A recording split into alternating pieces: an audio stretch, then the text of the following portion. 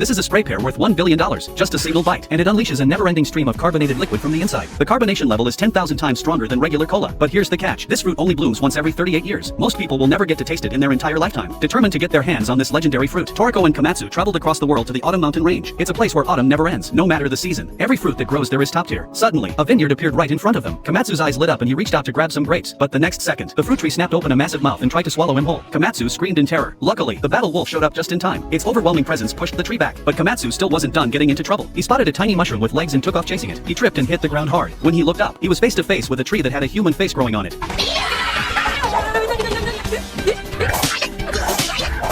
Toriko had seen enough. He slammed his fist into the ground, and the shockwave knocked every last one of those creepy trees flat. Crisis handled, but barely. A swarm of ferocious persimmon bees came diving straight at them. These bees carried an extremely lethal venom. One sting and you're done. Toriko turned and ran without hesitation, but Komatsu tripped again at the worst possible moment. Just when things looked truly desperate, a rain of poison suddenly fell from the sky and wiped out the entire swarm in an instant. The one behind it was Coco, one of the 4 heavenly kings. Riding alongside him on a queen snake was Sunny. They had both come for the same reason, the spray pear. Sunny grinned and suggested they make it a competition. First one to find the spray pear wins. Everyone agreed without hesitation. Coco immediately mounted his crow and took to the sky, using the aerial view to scout the area. Sunny used the queen snake's sensitive tongue to scan the surroundings. Toriko relied on the battle wolf's razor-sharp sense of smell to track it down. The battle wolf marked its trail as it went. Then, without warning, the battle wolf started barking like crazy. 2 enormous cotton pigs came crashing down from above. Despite their massive size, these cotton pigs moved with terrifying speed. Toriko reacted instantly and launched a hand knife straight at one of them, but the pig didn't even flinch. It rammed into Toriko and sent him flying. Komatsu had it even worse. One of the flying pigs snatched him up and took off into the air. Toriko jumped onto the battle wolf and chased after them immediately, but these cotton pigs were smart. The moment they saw Toriko closing in up the slope, they blasted out a thick wall of smoke. When Toriko burst through the haze, he found himself standing at the edge of a massive cliff. Coco and Sunny arrived after hearing the commotion. They sensed that Komatsu was somewhere at the top of the mountain. The battle wolf launched itself upward, rocketing straight toward the summit. But just as it was about to reach the top, a powerful gust of wind knocked it off the edge. Coco caught them just in time and carried Toriko the rest of the way up. Sunny's queen snake followed close behind. Through seamless teamwork between all 3 of them, the battle wolf finally broke through the clouds and landed on the summit. It slammed into the cotton pigs, blocking the way and sent them flying. Just as Toriko was about to finish them off for good, Komatsu suddenly stopped him. It turned out those cotton pigs had grabbed him for one reason. They just wanted the rice balls he was carrying. Despite how powerful they looked on the outside, underneath all that fluffy fur, these cotton pigs were nothing but skin and bones. At that moment, the battle wolf picked up a faint sweet scent in the air. It bolted forward immediately, pulling Toriko along with it. Everyone looked up, and there they were, the legendary spray pears, right in front of them. Under the sunlight, the pears glowed with a transparent shimmer, almost like crystal ginseng fruit. Toriko couldn't wait. He plucked one and took a big bite. A burst of intense carbonation exploded out of it, shooting up into the air like a fountain. An endless flow of fizzy liquid poured out from the pear, like cracking open the most refreshing bottle of soda you've ever had. While everyone was celebrating, back at the headquarters of the Gourmet Association, a chef carefully extracted only the finest portion from an enormous fish in front of him. The rest of the fish was tossed aside without a second thought. The same went for every other dish. Only the best parts were kept. Everything else was dumped into a deep pit below. At the bottom of that pit lay mountains of discarded ingredients, wasted and forgotten.